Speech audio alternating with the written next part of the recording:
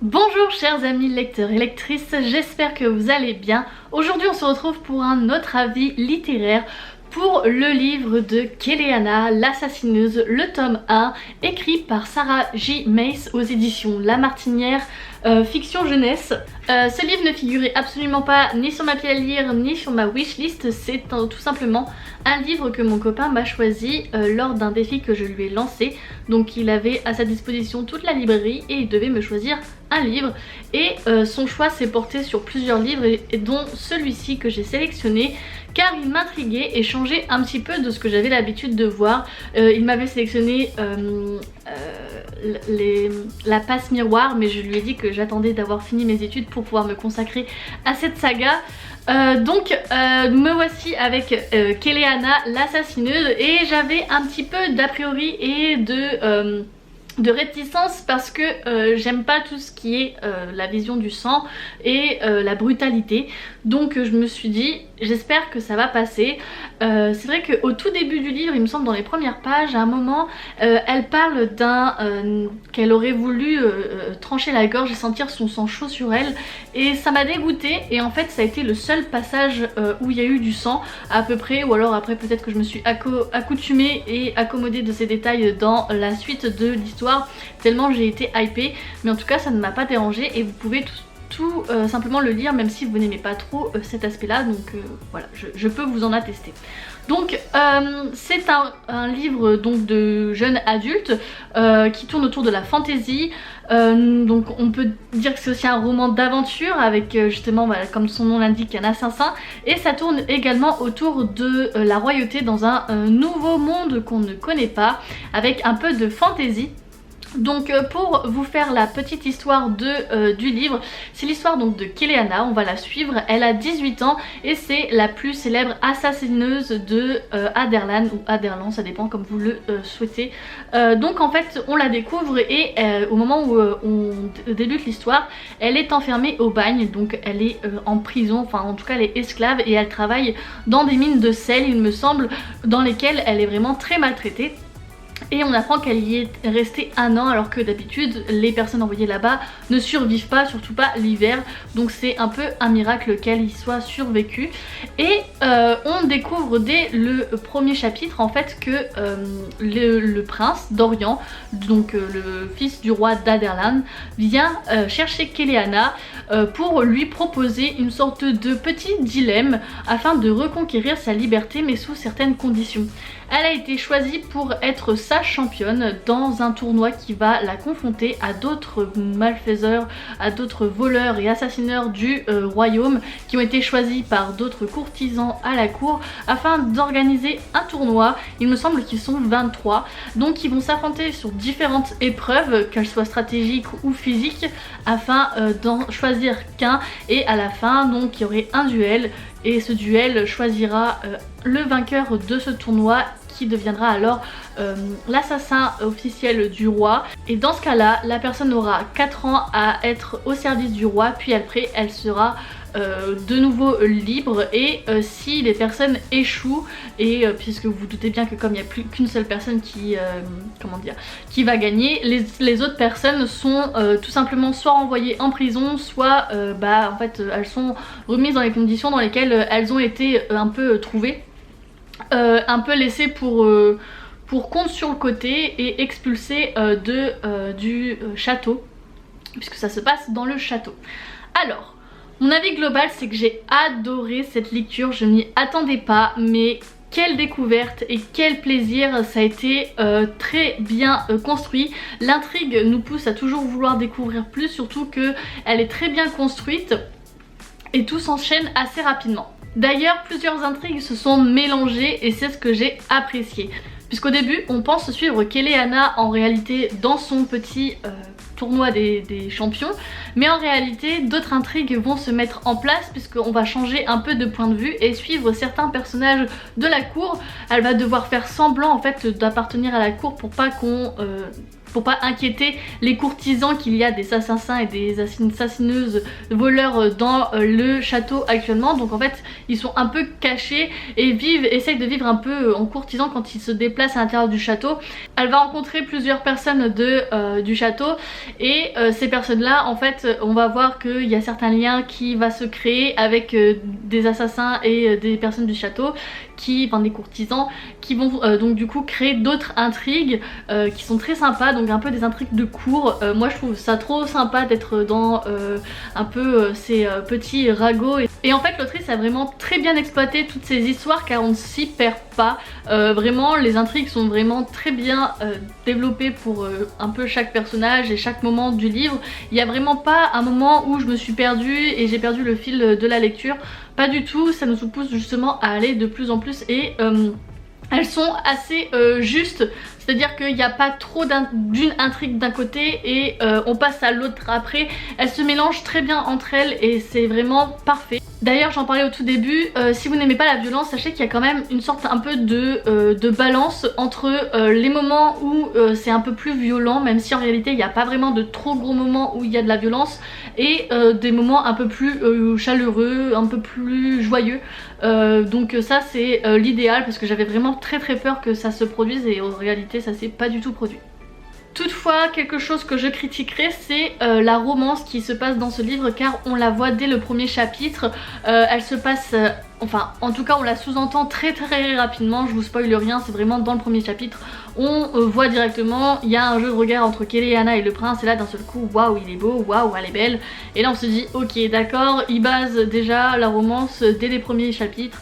Donc ça m'avait posé problème mais finalement il y a eu tellement d'autres intrigues qui se sont développées par la suite que je me suis dit ça pose pas finalement trop de problèmes. Après on peut quand même comprendre que ça se passe étant donné que Keleana ça fait déjà 1 an qu'elle est en prison et qu'elle a 18 ans, donc c'est normal à cet âge là d'avoir des crushs, surtout qu'apparemment le prince est beau. Et d'ailleurs je voulais revenir sur la figure de Keleana qui est vraiment très bien développée. C'est pas une héroïne naïve, elle a vraiment toute une réflexion, elle a une intelligence, elle est torturée parfois par ses pensées et c'est ce que j'ai adoré. C'est une guerrière physique mais aussi mentale. Et j'ai bien aimé, vraiment c'est pas une personne, un peu le héros prototype et sans cervelle entre guillemets. Là c'est bien développé, elle a son histoire et c'est vraiment bien fait. En réalité je dirais qu'il y a 2 intrigues. Donc la première avec le tournoi autour des champions et une deuxième qui arrive au milieu du livre car tout ne se passe pas comme prévu dans ce tournoi et il va y avoir de nombreux rebondissements comme vous pouvez vous en douter. Et cela amène après aussi, je pense qu'il sera développé dans la suite des livres puisque ce livre en fait n'est que le début d'une saga de 7 tomes en plus, donc en tout qui fait 8 tomes. Donc on se doute bien qu'il y a des choses qui vont être développées par la suite. C'est un livre d'aventure avec beaucoup d'action que j'ai vraiment adoré. Il y a également de la romance, ce que j'affectionne tout particulièrement. Ça a été assez nouveau pour moi mais j'ai retrouvé quelques bases notamment à travers les intrigues de cours que j'avais pu avoir l'occasion de lire dans la sélection qui est juste là. Donc ça m'a permis de retrouver un univers que j'aimais quand même assez bien. Donc c'est pour ça que j'ai pu me rattraper entre guillemets et que j'ai vraiment aimé ce livre là. Donc pour mon avis global je vous recommande ce livre vraiment si vous aimez les aventures, si vous aimez l'action, si vous aimez la fantaisie un peu, voilà je vous recommande. Si vous aimez tout ce qui est un peu monde nouveau, je dirais que c'est un peu un mélange entre Divergente, la sélection, Divergente et la sélection. C'est un mélange parfait entre les deux effectivement, ou même, non pas Hunger Games, vraiment la Divergente et la sélection c'est un mélange parfait entre les deux. Si vous avez aimé ces 2 univers vous ne serez que ravis de le retrouver dans ce livre là et j'ai hâte de pouvoir peut-être lire la suite. Je vais passer maintenant à la partie spoiler. Et avant de quitter la vidéo, n'oubliez surtout pas de vous abonner et de mettre un petit pouce en l'air pour le soutien, ça me fait plaisir. Et pour ceux qui ont déjà lu le livre ou qui veulent être spoilés, nous passons à la partie spoiler. Donc comme je disais en première partie de cette vidéo, la romance dès le début m'a un peu gênée, mais finalement on voit que ça sous-tend à une intrigue beaucoup plus développée. est plus poussé et on le voit très bien puisque finalement il va y avoir une ambiguïté avec Shaol. On voit qu'il va être un peu charmé par cette Keleana et qu'il s'y attache très fortement et on lui voit lui offrir des objets assez symboliques, mais pour autant. Donc on parle même de triangle amoureux dans cette situation puisque ça tourne autour des trois, même si Keleana elle est plus du côté quand même de Dorian, ça l'embête un peu parce que c'est le prince du roi, enfin c'est le fils du roi qui l'a enfermé et qui a maltraité son peuple, mais Dorian est très charmant et n'a pas les mêmes idées que son père, et ça j'ai aussi beaucoup aimé le fait que Dorian se rebelle un peu contre son père, qu'il fasse figure de contestation et qu'il pense par lui-même. Vraiment c'est cet aspect de réflexion des personnages et de torture de pensée, j'ai beaucoup aimé, c'était vraiment bien fait.